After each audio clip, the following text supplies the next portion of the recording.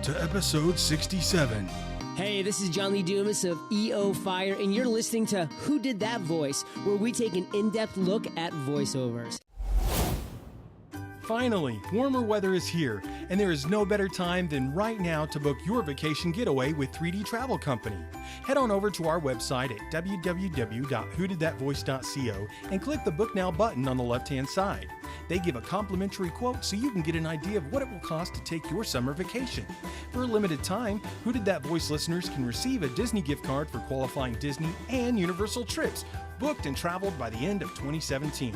Hurry and book today so you can travel away. Welcome to Who Did That Voice, the show where we take an in-depth look at voiceover. And now, here's your host, Trenton Larkin. Hey you guys, this is a special shout out to all my listeners around the world. Who Did That Voice is now heard in over 78 different countries, and I can't thank you guys enough. Here in the USA and abroad, thank you for listening to Who Did That Voice. Keep listening and sharing with your friends.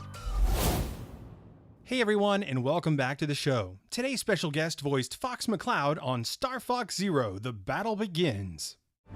The name's Fox. Fox McCloud. My father passed away 5 years ago. To carry on his legacy, I brought his team out of retirement.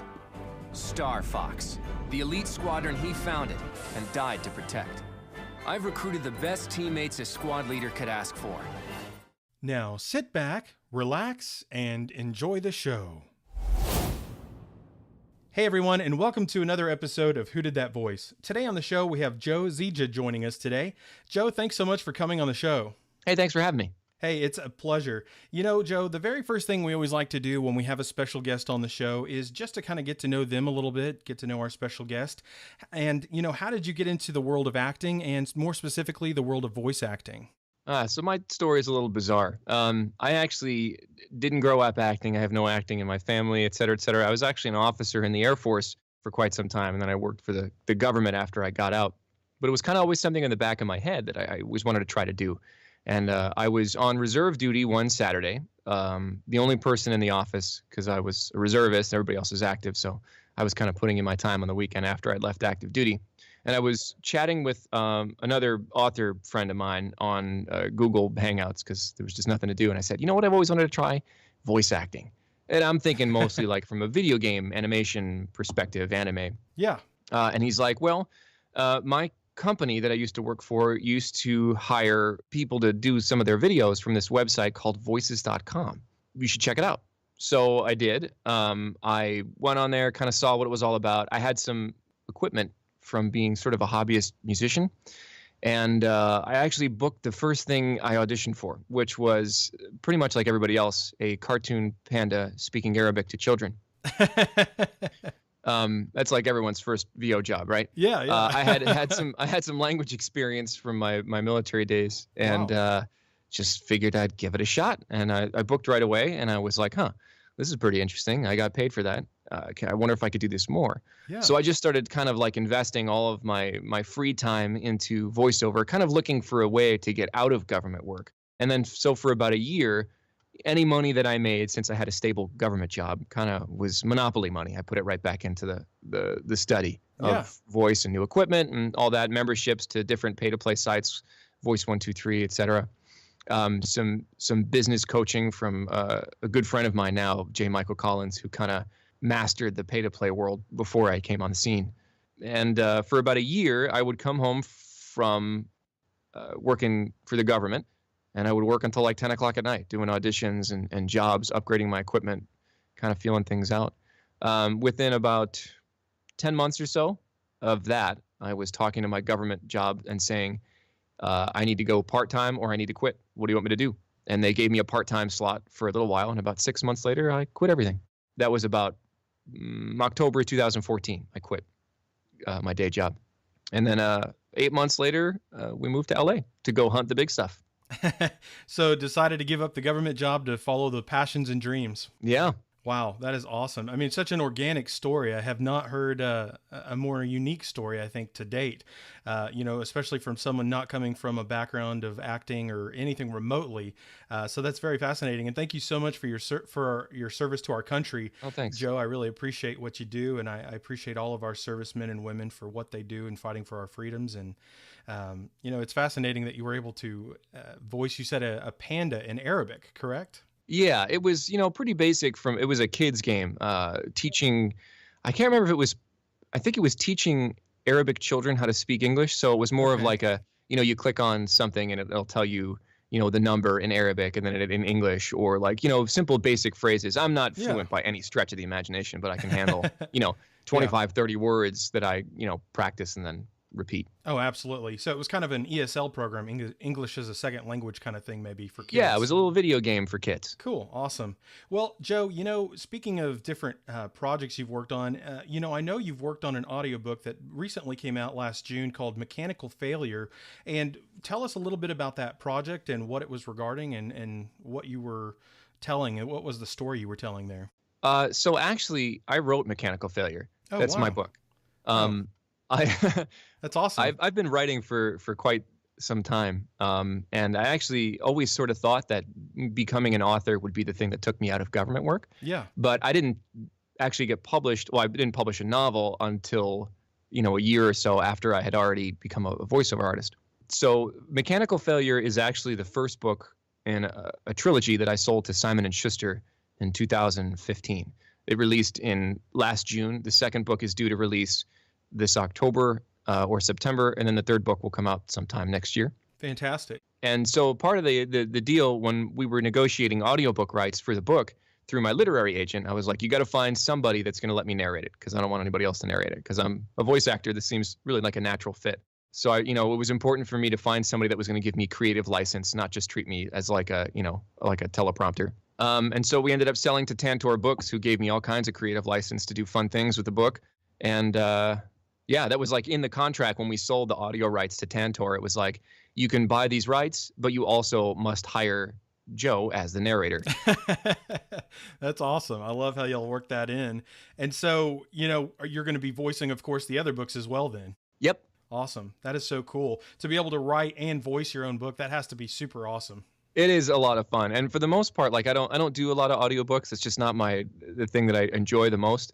But I guess narrating my own is pretty fun. So most definitely, I would think it would be, especially if I wrote a book. I know that would be pretty cool to get to voice it. Well, Joe, where can people find your book, and how much are they looking at to purchase it? It's on Amazon.com, Barnes & Noble. It's everywhere, because Simon & Schuster is a big publisher in New York. You can walk into any Barnes & Noble and find it. So the price will vary depending on the venue. I think the Kindle version is probably $10. Paperback's probably $12. I'm not actually totally sure. Okay. But yeah, if you just search for my name or Mechanical Failure on Amazon or anywhere, you'll find it right away. Awesome. And Joe, just for the listeners listening on the show today, spell your name for us so they can find your book online. Zieja. Thank you so much, Joe. It's like a military science fiction humor book that's, I would say, extremely loosely based on my military experiences. I pitch it as Catch-22 in space. Barnes & Noble compared it to Hitchhiker's Guide to the Galaxy, but it's got a little bit more of a military bent to it. Okay. Very interesting. Well, that is definitely something I want to check out. I was listening to a soundbite before we did our interview just to kind of get a little grasp on it. And, I loved what I heard, and I definitely want to check out the whole book. So, oh, cool. Thanks. Yeah, very much so. Yeah, man. Great work.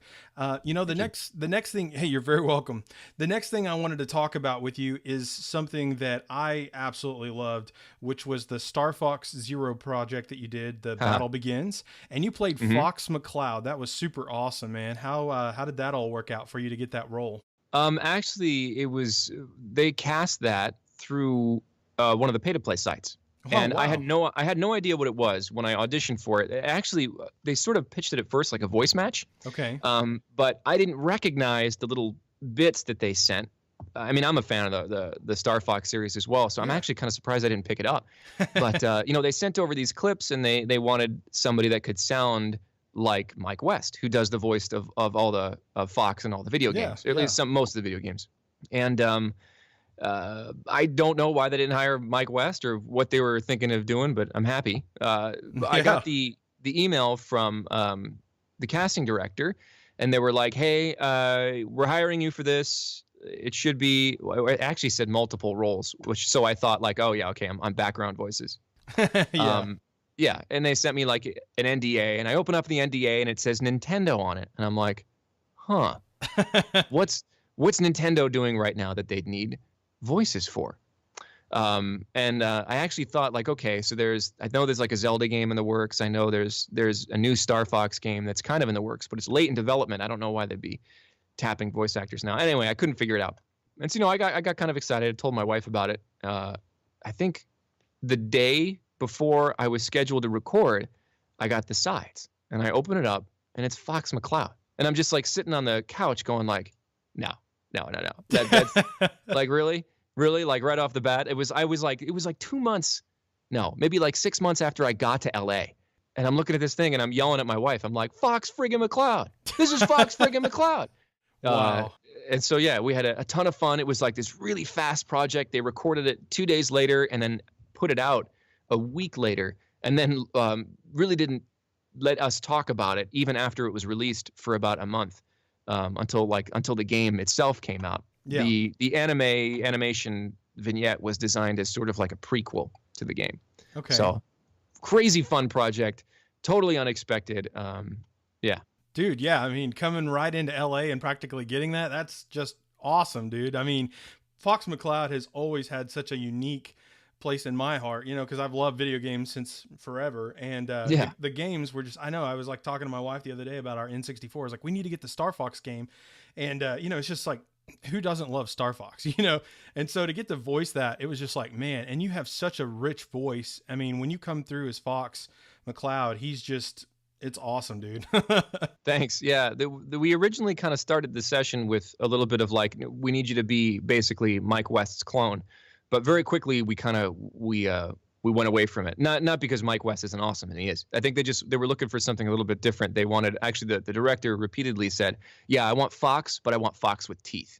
Yeah. So like it was kind of like a grittier kind of take on the character. There is a distinct difference between both you and Mike's take on Fox McCloud, and yours is more of a fresher take in the sense that things have become a little bit grittier and darker in today's projection of different characters and revamps of different series. So I really loved it because you and Mike both bring something awesome to the table, but you bring a little bit of a new flair to it that was just awesome, dude. Yeah, thanks. Hey, very much. You're very welcome. Joe, with all of the different projects you've worked on, you were kind of thinking, hey, this Nintendo project, am I going to just be various characters? Well, I believe you worked on God Eater, and you did do just some additional voices and such for that project. Is that correct? That is correct. I did some additionals on God Eater, and I also did some additionals on Durarara X2, and I did some background voices for a JRPG that I can't talk about yet. And okay, yeah, cool. Additional voices are actually kind of fun. You have to like bounce back and forth between all these distinct different voices in one single session. It's not like you can zone in on a character. So yeah, it's a lot of fun. But yes, I did do God Eater. That's awesome. Well, I know God Eater has a huge following because I have a lot of friends that are into anime a lot more than I am, although I love anime. Just with everything in my life, I don't have as much time to devote to watching some of the shows, but God Eater is one that I hear them talk about all the time. And I have seen parts of it as well, and I know Robbie Damon is in that as well. And, they talk about him all the time. And I was like, oh, this is so cool that Joe was in God Eater because my friends and the listeners of the show who love anime and I love anime will just go nuts over it. So cool. But, Joe, one of the things I always like to ask my special guests when they come on the show is what kind of advice would you have for somebody who might be looking at joining voiceover for a potential career path? The advice that I give a lot is you really have to learn how to take your career into your own hands. I mean, that's been kind of my personal approach. Voiceover as an industry has shifted even in just the few years that I've been around. So you have to kind of, predict and preempt where things are going to go. You got to do your own marketing. You got to do your own auditions. You got to be your own director. It used to be, before I was even thinking about voiceover as a career, it used to be kind of, you would get work from your agent. Your agent would call you, be like, hey, I got you something. You'd be like, cool. And then you'd actually physically travel to some place. You'd wait in the lobby. You'd do the thing. You'd know the name of the producer. You guys would go have drinks, blah, blah, blah. It's not like that anymore. Yeah. It is for people that have been in it that are so vested, I guess is the word. They've been around for so long that, that sort of career structure still happens. But I'm not sure how often it happens anymore. You really have to go out there and market yourself. You have to get in front of casting directors if you're in the LA market. And also realize that voiceover, like even my work now, 95% of my work is super unsexy. You got to go out there and you have to use your voice for everything. If you're going to bank on making your mortgage payments with just video games, that's tough. There's maybe like 5 guys in the industry that do that and don't do anything else. You got to diversify and you got to hunt your own work. So it's become very much of a field where you've really got to pursue every aspect because it's not all kind of structured like it used to be years ago. Yeah. It's a gig economy. It's very much a gig economy. Absolutely, Joe. Well, I know we kind of briefly talked about some up and coming projects that you could and couldn't talk about, but are there any other things that we haven't mentioned that are up and coming for you that you don't have NDA on? Gosh, no, I have 3 actually really cool big things that are 4. I have 4 big things I think that are coming out this year. I can't talk about any of them. There's 2 JRPGs that everyone will know that I'm in. I did dubbing for a feature film that got a lot of attention on a bunch of websites that I can't talk about. And I'm actually, I did a role in a TV show that I can't talk about either. So, well, we'll definitely be keeping our eyes out for your IMDb and other pages that might have information on them for your updated career paths to be soon. I can't even think of the word. Soon exposed to the world. Yeah. Yeah, I know with the NDA, it becomes difficult because there's some things you're probably just busting at the gut to share, but you unfortunately can't. Yeah, for sure. For sure. There's a couple of smaller like indie games that I'm going to be in that I could talk about. A game called Nilo and a game called Fallen Angels that are both indie projects. But I don't know that they've even gotten any like press yet, so I don't know if anybody knows about it. As far as Fallen Angels go, it is coming out, I believe, sometime this year, isn't it? Yes, it is coming out this year. A lot of the development is in progress. So. Okay, fantastic. Well, Joe, do you have a website or social media, or how can people reach out to you and contact you if they're just inquiring about voiceover questions, or maybe they want to hire you? Pretty much everything is on under Joe Zieja. So joezieja.com is my website. At Joe Zieja on Twitter, joe.zieja on Facebook and Instagram and everything. If you just search Joe Zieja, I'm kind of the only game in town when it comes to Joe Ziejas. Awesome. Fantastic, brother. Well, I've got 2 final questions for you, and we will wrap this interview up, brother. What is your favorite cartoon or show from growing up and why? Gosh, that's hard. I was such a huge fan of the original Voltron. Oh, yeah.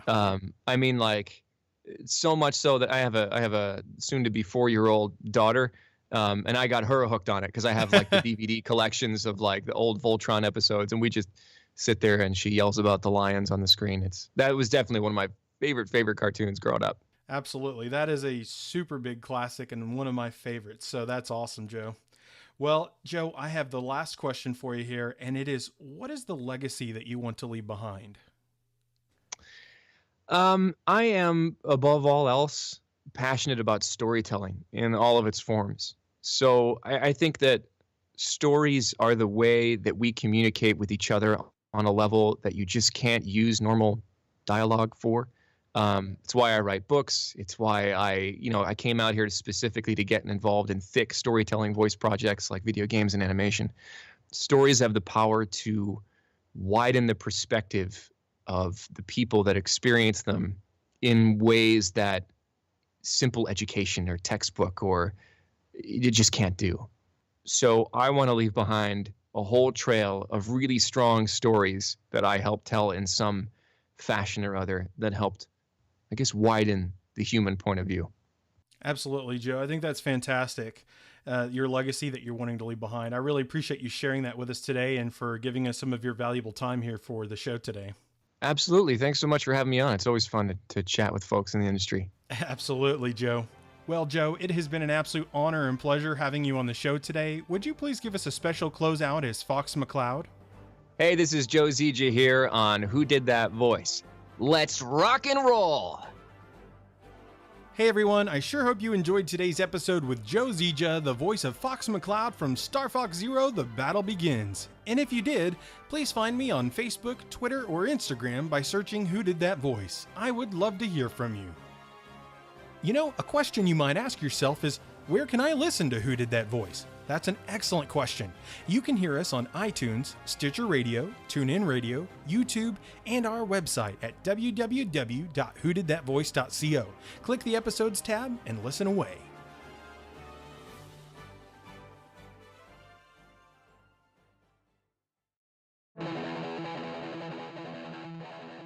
Well, that's all the time we have for this episode. Join us this Friday for our next special guest, Nathan Hubler, a producer over at Adventures in Odyssey. You won't want to miss this episode. Hey, do you ask yourself who did that voice? Well, if you do, go to our website, www.whodidthatvoice.co, and click on the Episodes tab. Choose an actor, pick their name, and see pictures from the different characters they voiced in their career. Thank you for joining us today. We'll see you next time for more discoveries on Who Did That Voice.